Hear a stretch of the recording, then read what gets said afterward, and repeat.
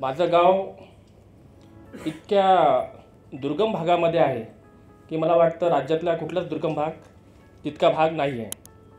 आमच्या गावामध्ये कुठलीच मोबाईलची पण सेवा नाही आहे सर. फोन येत पण नाही, फोन जात पण नाही. अशा भागामध्ये मी राहतो आणि तशाच भागातल्या लोकांना, विद्यार्थ्यांना शिक्षण द्यायचं काम करतो. लॉकडाऊन लागलं, त्यामध्ये आमचा म्हणजे सर्वच कर्मचारी, राज्य सरकारच्या सर्वच कर्मचाऱ्यांचा 25% पगार कपात करण्यात आला होता. मग म्हटलं लॉकडाऊन जर असंच वर्ष, 2 वर्ष, 1.5 वर्ष, 2.5 वर्ष लागलं, आता सरकारी नोकरीवर असल्यामुळे आमच्या मिटिंगा व्हायच्या की आपल्याला या नाक्यावर उभं राहायचं, लॉकडाऊन किती वर्षापर्यंत राहील याची काही शाश्वती नाही. म्हणजे त्याचा कालावधी 2 वर्ष राहील, 6 महिने राहील, किती वर्ष राहील.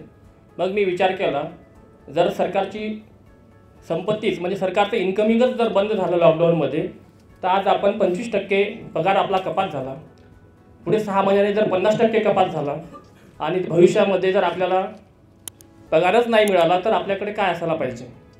तर मी तेव्हा शेअर मार्केटच मला एक असं वाटलं होतं की बा इथं आपण करू शकतो. मग मी आपल्या ज्या टी व्हीवर मुकुंद खानोरे सर आणि प्रीती राणे मॅडम यांचे शेअर मार्केटचे क्लासेस केले आणि फक्त त्यांनी सांगितलं की शेअर घ्या, महिनाभरासाठी ठेवा, 6 महिन्याभरासाठी ठेवा, तुम्हाला प्रॉफिट होईल, असं होईल. म्हटलं हे तर नोकरीपेक्षा बी वाईट काम आहे. 6 महिने ठेवा, 1 वर्ष ठेवा, जेव्हा वाढेल तेव्हा. पण ते वाढेल की घटेल याची शाश्वती कुठलीच नव्हती. त्याचा फक्त पॅरामीटर बघा, हे करा. मग सरांचा पासवर्ड श्रीमंतीच्या याच्यामध्ये सरांचा इंटरव्ह्यू बघितला आणि सरांनी सांगितलं की मी कमोडिटीमध्ये इंट्राडे ट्रेडर म्हणून आहे. आता आमच्या इकडे नेटवर्क नाही, मोबाईलला साधं फोन बोलता पण येत नाही. अशा परिस्थितीमध्ये मी राहायचो. मग त्यावेळेस मग तिथं सरांचा मी मग बाहेर गावी कुठंतरी गेल्यावर, आम्हाला माझा जिल्हा माझ्या गावापासून 200 किलोमीटर दूर आहे आणि मध्य प्रदेशातला दुसरे बऱ्हाणपूर खंडवा जिल्हा 60 आणि 80 किलोमीटर दुरीवर आहे. मग तशा ठिकाणी गेल्यावर मग मी सरांचा तो व्हिडिओ बघितला. सरांची मुलाखत बघितल्यावर पासवर्ड श्रीमंतीचा मध्ये सर आले होते.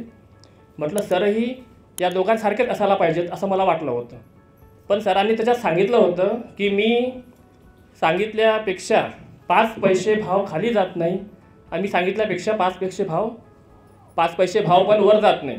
मग तो सरांचा मी 2.5 तासाचा व्हिडिओ यूट्यूबवर इतका वेळेस बघितला सर, कमीत कमी 27 ते 28 वेळेस तो व्हिडिओ बघितला. आणि तो व्हिडिओ मला कुठलाही जर प्रश्न विचारला त्यामध्ये की सर यावेळेस काय बोलले, तर मी ते सांगू शकतो. कारण विद्यार्थी हा आजीवन शिक्षण घेत, म्हणजे माणूस हा आजीवन शिकतच असतो. मी मागच्या 1 ते 1.5 वर्षापासून तुमच्याकडे येण्याचा प्रयत्न करत आहोत, पण माझ्या वैयक्तिक कारणामुळे आणि नोकरीच्या कामामुळे तुमच्याकडे येऊ नाही शकलो. पण यावेळेस मी विचार केला की जर असंच आपण वर्ष वाया घालवत गेलो तर आपण भूमकर सरांचे क्लासेस करणारच नाही, आपल्याच्यानं होणारच नाही.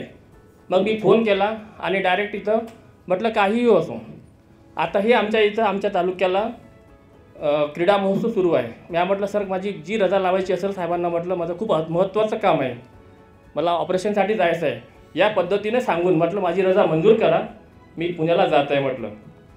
तर मग मी इथं आलो आणि सरांनी मला इथल्या 2 गोष्टी खूप छान वाटल्या या ट्रेनिंगमधल्या. बाकीच्या लोकांचे जे असतात, शिकवणारे जे असतात, ते म्हणतात की इंट्राडेला कमोडिटीला हात लावायचाच नाही. आणि इथं तुषार भूमकर सर म्हणतात की व्हिडिओ गेम खेळण्यासारखं सोपं ॲटमच नाही. तर या गोष्टीसाठी मला वाटतं की टाळ्या झाला पाहिजे की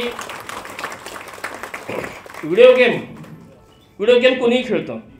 आणि म्हणजे 3 वर्षाचा जर बालक असेल तर तो व्हिडिओ गेम खेळतो. आणि आपल्याला तुषार भूमकर सर सांगतात की कमोडिटी जर आपण त्यांच्या सिस्टीमप्रमाणे जर चाललो तर आपण एक प्रकारचा व्हिडिओ गेम खेळत आहे असा आपल्याला अनुभव होतो. सरांचं जे वाक्य दुसरं होतं की आपण शिकार करायची आणि अंगाला खर्चटू पण द्यायचं नाही. त्या वाक्यावर पण मी सर असं पूर्णपणे हे झालो.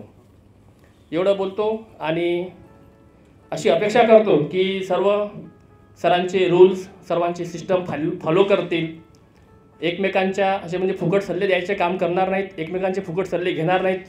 हा सरांचं 3रं वाक्य खूप मनाला भावलं आणि मी त्याच पद्धतीने तसं करणार. आणि मला जसा वेळ मिळेल मी पार्ट टाईम सुरुवात करणार आणि सरांना जसा जसा मी ते ट्रेड करणार तसं त्याचं ते रिपोर्ट आपल्या ग्रुपवर टाकणार आणि जिथं अडचण आली तर टीमच्या माध्यमातून मी सरांशी डायरेक्ट बोलणार आणि पुढच्या सरांना पुढील आयुष्य चांगलं लाभो एवढं बोलून मी माझे 2 शब्द आणि मनोगत इथं व्यक्त करतो, थांबवतो. धन्यवाद.